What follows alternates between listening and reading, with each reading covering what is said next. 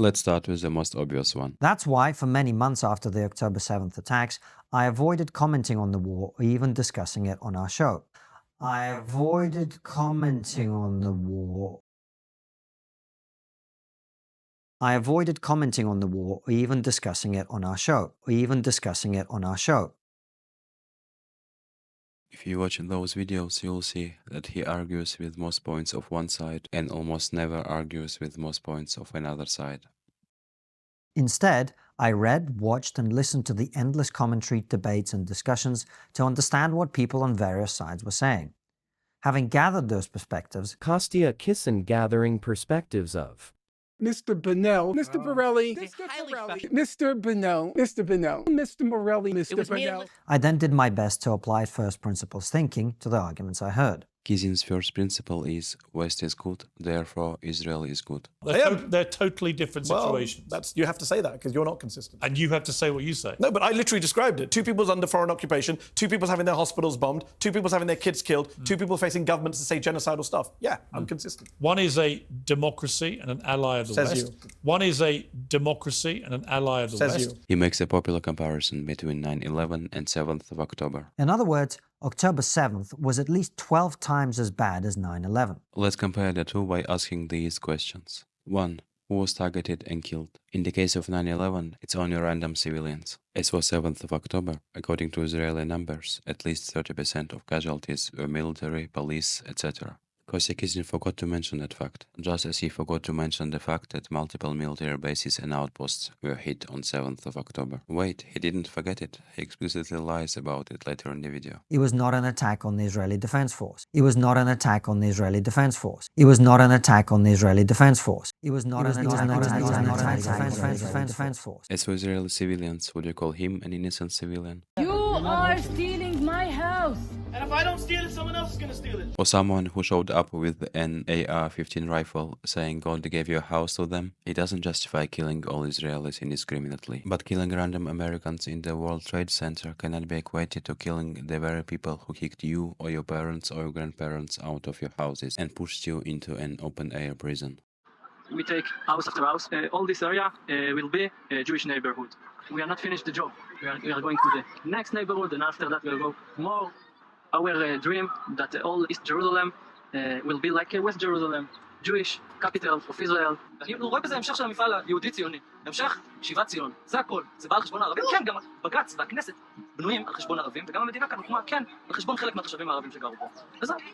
2. How many civilians got killed? 695 Israeli civilians were killed, not 1,200. It's still worse than 9/11 on a per capita basis. If you want to play a per capita game, especially without adding context, try to put these numbers into perspective. Given the fact that there are around 5.5 million Palestinians in occupied territories. 3. Is it clear at whose hands victims died? When it comes to 9/11, yes. Now let's look at 7th of October. Look at all this evidence. Would be a shame if somebody shredded and buried it. What possible reason might they have to destroy evidence only 6 weeks after the attack without thorough independent investigations? Let's listen to Israeli Air Force Colonel Naf Erez. He admits mass Hannibal on 7th of October. Hannibal is an IDF procedure aimed at preventing the capture of Israelis by all means, even if it means striking Israeli hostages themselves. פה זה היה חניבל המוני. זה היה המון פתחים בגדר.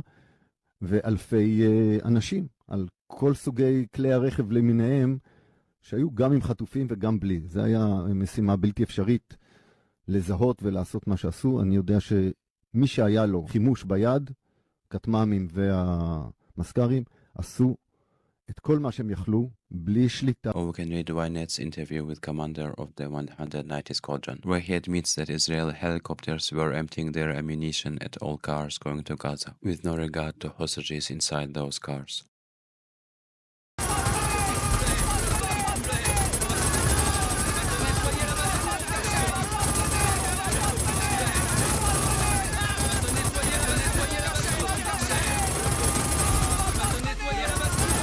In addition to attack helicopters firing indiscriminately at cars with Hamas militants and Israeli civilians, here is what Israeli tanks were doing. פתאום טנק, אני אומרת לאחד החיילים, תגיד, אבל אם אתם יורים פגזים זה לא יפגע בבני הערובה? אז הוא אומר לי, לא, אנחנו רק עושים את זה בצדדים, להוריד קירות. הוא מעצים את סימני השאלה בהתנהלות צה"ל והימ"מ, מול בית עם 15 בני ערובה. בא לראות טנק בתוך בארי, עושה על הכביש. הופה, היה שם איזה ירי. וואו. פתאום בום נוראי, ואני לא מצליחה להזיז את הרגליים. היה לי ברור שיש פה טנק. זה היה ברור לי לגמרי. אני נפגעתי ועדי מהרסיס של הפגז של הטנק. Inside this house were another 15 burned people, among them 8 babies. In this one, they were concentrated them, and they killed them, and they burned them. Did you see? I evacuated them. But why is the destruction then? I'm sorry. Why is the destruction? It looks like was because of our tanks attack. Fight on them. Yeah, because they were blocked in these houses, and we need to conquer back. Or listen to first testimonies of survivors about what IDF soldiers were doing on the ground. בגינה של האנשים מהקיבוץ שיש 5 בני ערובה ששוכבים או 6 על האדמה בחוץ, ממש חיצון הטבח מול הירי של הימ"מ שלנו והמחבלים. הטרוריסטים ירו בהם?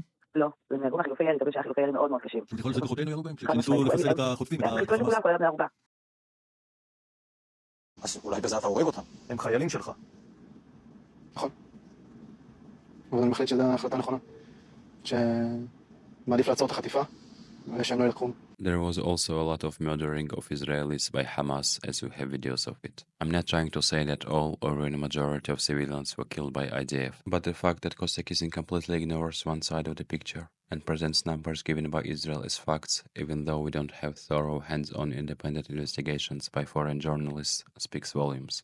4. Does attacked country finance militants who attack it? Israeli government loves Hamas so much they have been financing it for decades. In fact, a week before 7th of October, head of Mossad went to Qatar and ensured the flow of money to Hamas.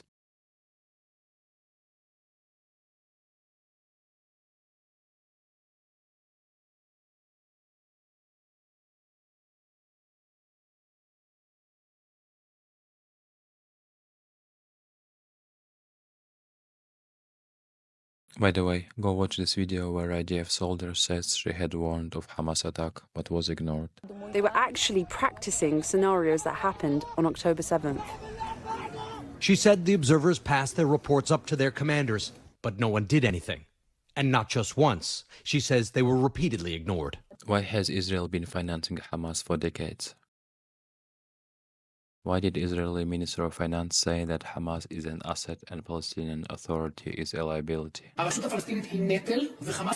Israeli government hates more peaceful Palestinian Authority and loves Hamas because Netanyahu can say that he has no partner for peace and thwart the establishment of a Palestinian state.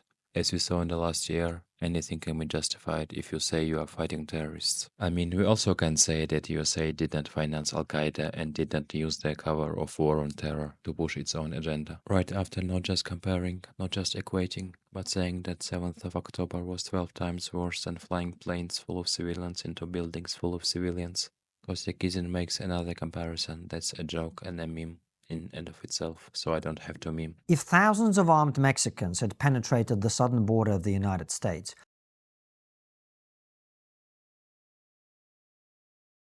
Now let's get to arguments that Costa addresses. Number 1. History did not start on October 7th. Costa's response. The United States, Australia, New Zealand and Canada are all the products of invasion, colonization and brutal conquest. If you go back far enough, so is almost every other country in the world.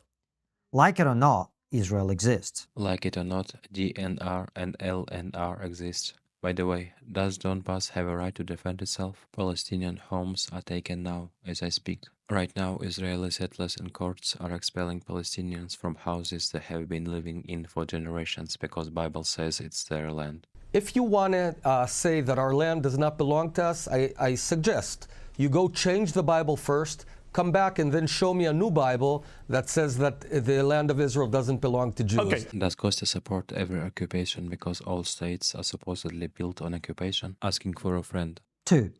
October 7th was a response to Israeli brutality and oppression. Costa's response. What happened on October 7th was not an attempt to weaken Israel militarily. It was not an attempt to break Hamas militants out of Israeli jails. This is the announcement of the 7th of October attack by Mohammed Adif, leader of military wing of Hamas. He explicitly mentions the detainees and conditions they are in as one of the reasons for the attack. Shikma prison was also among Hamas's targets on 7th of October. Also, Hamas explicitly stated that they took Israeli hostages for a prisoner swap. There are a couple thousand Palestinians being held with no charges in Israeli prisons, where they are abused, some of them raped, some of them routinely have their hands amputated because of handcuffs.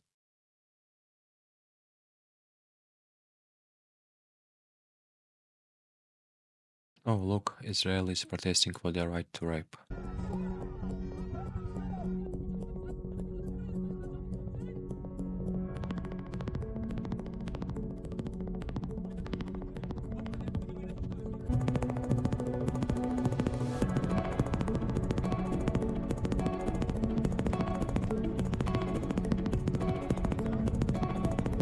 Since day one, Hamas has been saying that one of their main goals was to free these prisoners. Here's every ceasefire deal and prisoner exchange that Hamas has offered Israel since October 7th. October 9th, Hamas offers Israel an unspecified number of women and children being held hostage in Gaza in exchange for 36 Palestinian women and children being held hostage in Israeli prisons. October 16th, a Hamas official says they'd free all Israeli captives in Gaza in exchange for 6,000 Palestinian captives in Israel. October 17th, a Hamas official tells NBC News that they'd release all of their Israeli civilian captives if Israel agreed to stop bombing Gaza. October 28th, Hamas's leader in Gaza offers to release all of the Israeli captives in Gaza in exchange for all of the Palestinian captives in Israeli prisons. There were several other deals proposed by Hamas. Since these later deals included permanent ceasefire, maybe you could make the argument that Israel could not accept it. Now, you might be saying, well, what about all of Israel's proposals that Hamas turned down? But all of Israel's proposals so far have been for temporary ceasefires. In other words, they would stop the fighting long enough to allow Israel to get its people out and then decimate Gaza without having to worry about killing any Israeli hostages. It was not a prison breakout, as some people like to describe it, because when people break out of a prison, they don't normally head to the nearest town and start massacring women and children. These girls must be the women Costa talks about. If you serve on a military base, guard the open-air prison, occasionally mow the grass, do you become an innocent civilian the day you take off your uniform?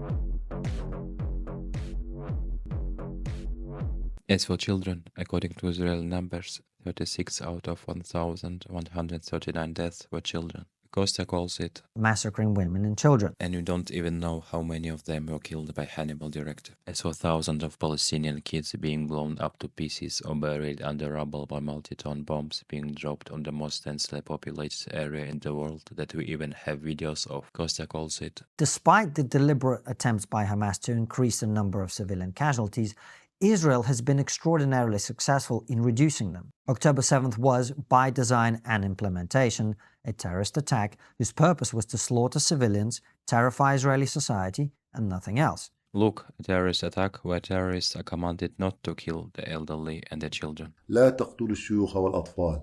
This was not an act of resistance. It was an act of terrorism, which is why Israel had to react to it in the manner that it has. Third and fourth arguments are kind of intertwined, so I'll talk about them together.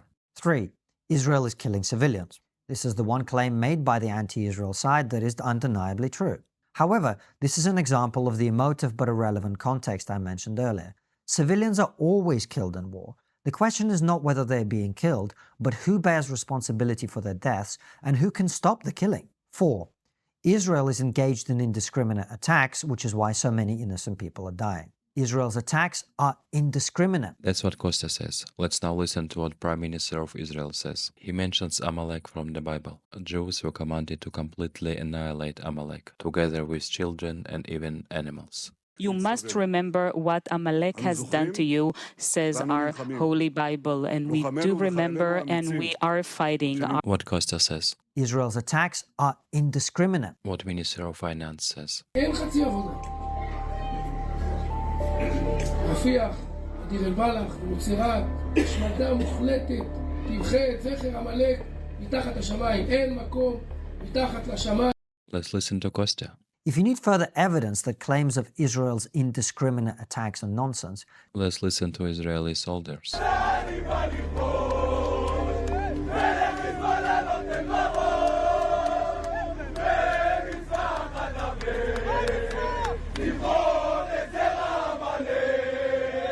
קרה שרה. מוכנה יהיה פיצוץ גדול.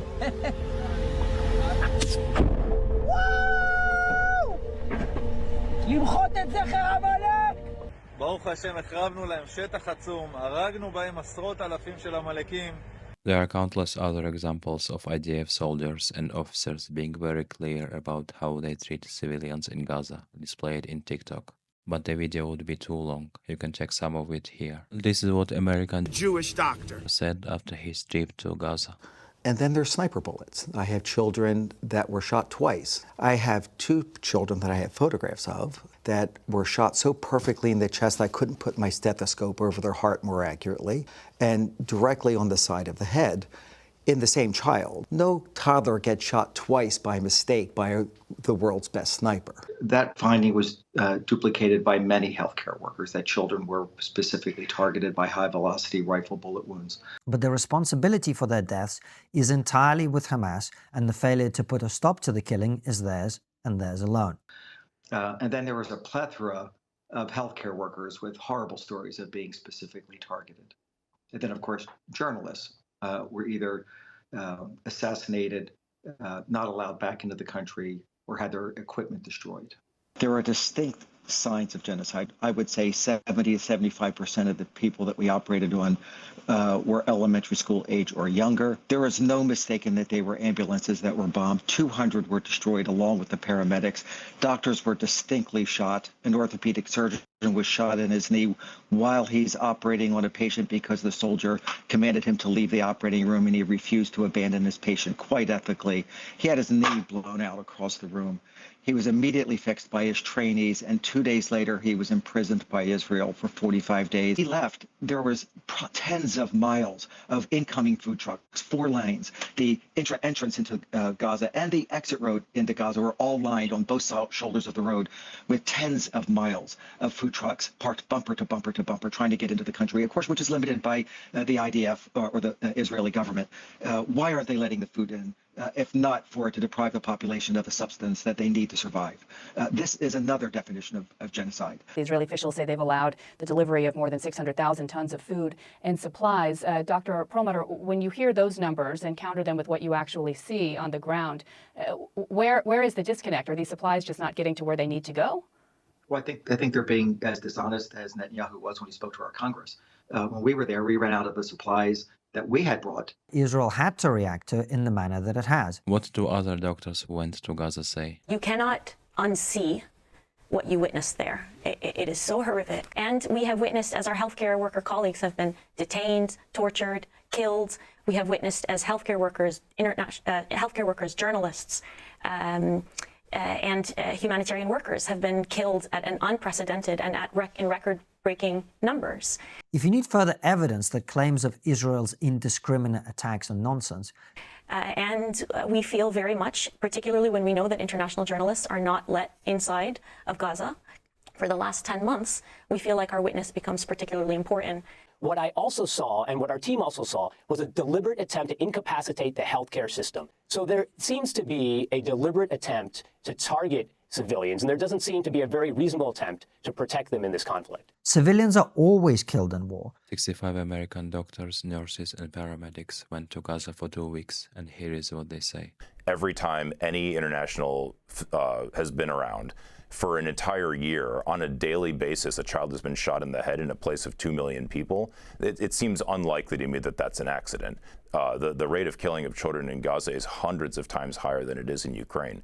So it's very hard for me to believe that this is just a byproduct of a war that's being fought in otherwise just ways. I find that hard to believe. These were common injuries in Gaza. I mean, like, almost everybody saw the same thing. Everybody saw kids get shot in the head. Almost everybody saw severely malnourished children.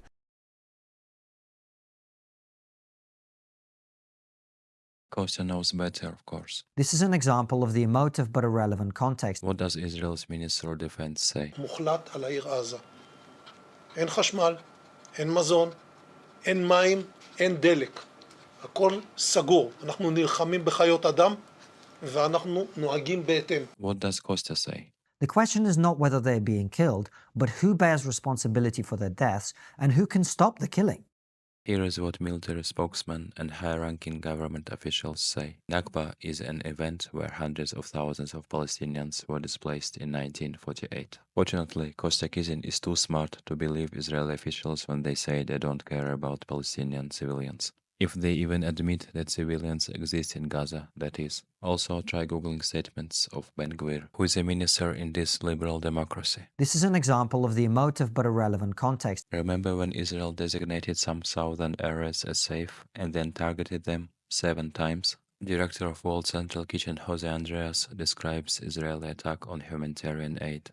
They were targeted systematically, car by car. Director of World Food Program C.D. McCain says there is a man-made, full-blown famine in North Gaza. Oxfam says starvation is used by Israel as a means of war. The question is not whether they're being killed, but who bears responsibility for their deaths and who can stop the killing. We can compare the ratio of combatant to civilian deaths in this war to others. What happens when we do? Historically, urban warfare operations result in a casualty ratio of 9 civilians for every 1 enemy fighter killed. In Gaza, it is 2 to 1. Notice how he doesn't say Israel says. He continues to give Israeli numbers as facts. 2 to 1. In other words, despite the deliberate attempts by Hamas to increase the number of civilian casualties, Israel has been extraordinarily successful in reducing them. Previously, he mentioned ratio including non-violent death, but here mentions ratio excluding non-violent death, because this makes Israel look good. Lancet included them and estimated that up to 186,000 or even more deaths would be attributable to this conflict. Ratio is not looking that good now, is it? Remember how Kosi described October 7th attack? When thousands of Hamas militants crossed Israel's border to engage in an orgy of medieval violence. Orgy of medieval violence of Hamas. 3 civilians per 1 fighter. And that is including Israeli hostages blown up by Israeli attack helicopters. Extraordinary success of Israeli attempts of reducing civilian casualties. 2 civilians per 1 fighter. But overall, the numbers don't lie. Numbers don't lie, but Costa lies about numbers. Where did he take the ratio of 2 to 1 from? On 7th of May of 2024, official Israeli spokesman Avi Hayman had no idea how many civilians they've killed. I don't have the information. Well, you literally have no idea how many civilians you've killed. It's not that I don't know. I'm not authorized to give the information. I don't have the information. That's complete nonsense. Why are you authorized to give me the number of terrorists you've killed, but not the number of civilians? I don't understand. 2 to 1. 2 to 1. 2 to 1. 2 to 1. 2 to 1. 2 to 1. 2 to 1. Piers, we will go after Hamas. We will ensure that we. But you want me to believe you're being incredibly careful about how many civilians you're killing, and you have an amazing exemplary record, but you don't know how many civilians you're killing. So how do I know you've been careful? Gazan Health Ministry doesn't specify how many civilians and Hamas have been killed. But if you don't blame Israel for not disclosing or not counting how many civilians they kill, you are blaming the one being bombed and not the one throwing the bombs. Now let's look at just a few strikes, where Israelis themselves openly say that they killed hundreds of civilians to kill a couple of Hamas commanders. For example, strike on Jabalia refugee camp that left more than 100 killed, mostly women and children. We're still looking into it and we'll give you more data as the hour moves ahead. But you know that there are a lot of refugees, a lot of innocent civilians, men, women, and children in that refugee camp as well, right? This is the tragedy of war, Wolf. Or how Israel routinely bombs buildings with entire families sleeping in them at night. Ahmed was one of the patients that we met quite early on. So he was in a shelter with the rest of his close family when it was shelled. Absolutely tragically, the rest of his family died in that attack. Another story by another doctor who went to Gaza. His story was that he lived in Khan Yunis and they went to a local school trying to seek shelter with other families. That school was bombed and his entire family was killed and he was orphaned. And to me and to my team, there did not seem to be a distinction between any military, soldier, terrorist targets versus civilian targets. The stories we heard over and over again were the same. We took care of patients and civilians that were sleeping in their homes. Anyone who runs is a Hamas. anyone sleeping in their homes. Hamas. Let's remember how Israel killed 106 people, 54 of them children, without apparent military target. And to this day, Israel hasn't explained who they were targeting.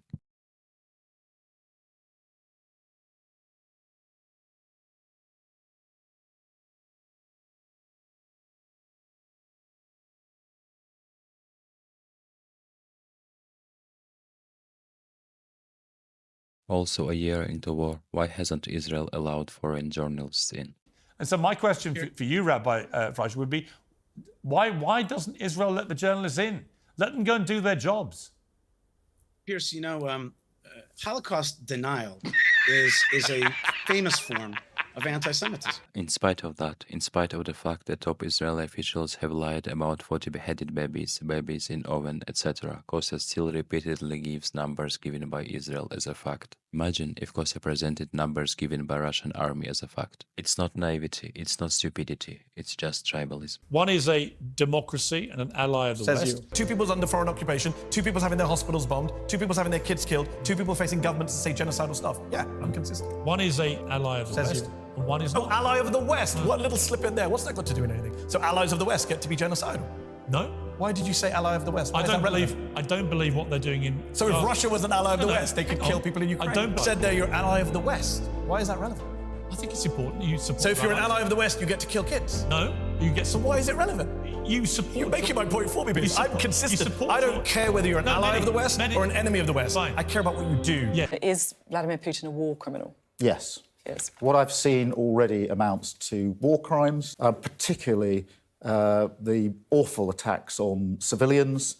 And I think it's very important that he's held to account and is responsible. And all those that are acting with him know that they too will be held to account. This is something which we need to make clear now so that those who are involved at the moment know what the consequences are. Do you think it's acting within international law? I think it's unwise for politicians to stand on stages like this or to sit in television studios and pronounce day by day which acts may or may not be in accordance with international law.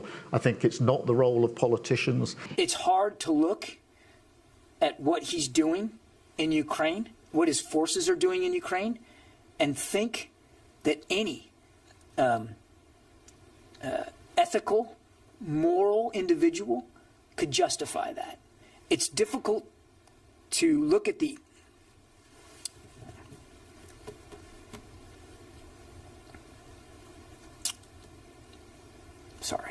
It's difficult to look at some of the images and imagine that any well-thinking,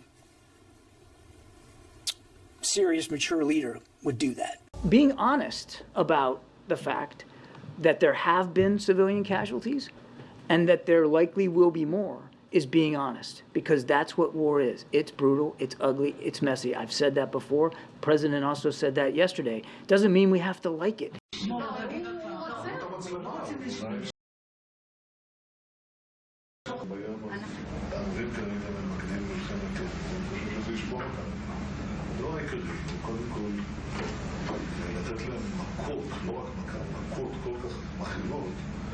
שהמחיר יהיה כבד מנשוא, כרגע המחיר לא כבד מנשוא, על התקפה רבת היקף על הרשות הפלסטינית. נביא אותם לפחד שהכל מתמוטט. לא פוחדים, צוחקים להם, יראו לנו לתוך הישב פה וצחוק ופשוט הם לא פוחדים. זה מה שנביא אותם ואז רגע, אבל אז השוק העולם יגיד מה אתם פוגשים.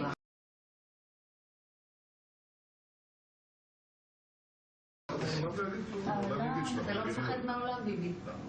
במיוחד היום עם אמריקה, אני יודע מה זה אמריקה. אמריקה זה לא שאפשר להזיז אותו בקלות, להזיז לכיוון הנכון. הם אומרים שהם בעדינו, אבל כאילו... לא יכניעו. אז שאם אנחנו עושים לזה משהו, אז הם... יש עליה, אז נניח שהם אומרים משהו. אז אמרו, 80% מהאמריקאים תומכים בה. זה אבסורד, יש לנו שם תמיכה כזאת, ואנחנו אומרים מה נעשה עם ה... Any like, comment, repost or subscription or donation would help immensely and is greatly appreciated.